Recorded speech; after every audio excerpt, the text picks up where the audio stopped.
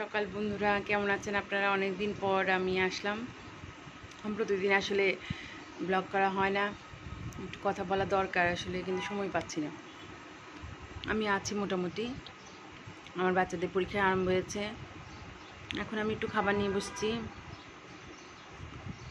এই যে এটা ফ্রাইড রাইস বাচ্চাদের জন্য বানিয়েছি। একটু সকালবেলায় এটা একটু পোলাও চাল লবণ তেল দিয়ে একটু সেদ্ধ করে নিয়েছি, হাফ ডান করে। তারপরে আরেকটা কড়াইয়ে পেঁয়াজ, কাঁচা লঙ্কা, ডিম, গাজর এগুলো সব একটু ফ্রাই করে তারপরে ওই ভাতটা দিয়ে দিয়েছি, দিয়ে নেড়ে চেড়ে ওদেরকে একটু খাইয়ে দিয়েছি। সাথে ডিমের ঝোলও করেছি। আজকে দুপুরের খাবার এটা ওদেরই। আর আমিও অফিসে হোয়াইট রাইস নিয়ে যাব, সাদা ভাত নিয়ে যাব, শাক নিয়ে যাব, ডিমের ঝোল নিয়ে যাব, এই আর কি।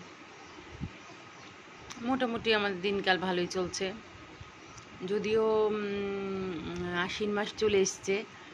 আশ্বিন মাসই তো, আশ্বিন মাস চলে এসছে। পূজা পূজা ভাইব একটা হচ্ছে। আমার অনেকগুলা জামা বানাতে দিয়েছি, অনেকগুলা। এখন এই অনেকগুলা জামা বানাতে দিয়েছি। আবার কালকে নতুন 2টা ড্রেস কিনেছি, এগুলো এখন ট্রায়াল দিইনি, ট্রায়াল দিব। আর বাচ্চাদের জন্য এখনও খুব একটা কেনাকাটা হয়নি, বাচ্চাদের জন্য কেনাকাটাগুলো বাকি আছে, এগুলো কিনে ফেলতে হবে আসলে। এক এক করে এগুলো না শেষ করলে পরে খুবই মানে কম সময় এত দৌড়াদৌড়ি করে পারা যাবে না। পুজোতে আমরা সব সময় বাড়ি যাই, আমার শ্বশুর বাড়ি। আমার শ্বশুর শাশুড়ি গ্রামে থাকেন, তো আমরা প্রতি পুজোই আমরা চেষ্টা করি গ্রামে যাওয়ার। ওখানে গেলে ভালো লাগে, একটা নিজের বাড়ি। হ্যাঁ, অনেক দিন পর পর যাওয়া খুবই ভালো লাগে। আর গ্রামে যারা গিয়েছেন তারা বুঝতে পারবেন, এটা গ্রামও না, আমাদেরটা হলো গ্রাম ও শহরও দুইটা মিলিয়ে, গ্রাম শহর মিলিয়ে খুবই সুন্দর জায়গাটা।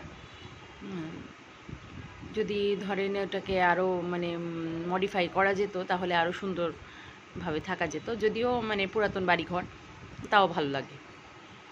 নিজের বাড়ি একটা ভাব আছে।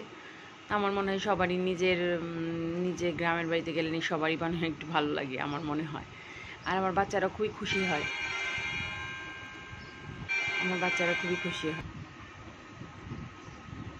আমার শ্বশুর শাশুড়ির জন্য জিনিসপত্র কিনবো। বাড়ি ধরেন ষষ্ঠী সপ্তমীর দিন হয়তো বাড়ি যাব আমরা। আপনারা পূজার কে কোথায় থাকবেন আমাকে জানিয়েন। আমার ভিডিও ভালো লাগলে লাইক, কমেন্ট এবং সাবস্ক্রাইব করবেন। ভালো থাকবেন। নমস্কার।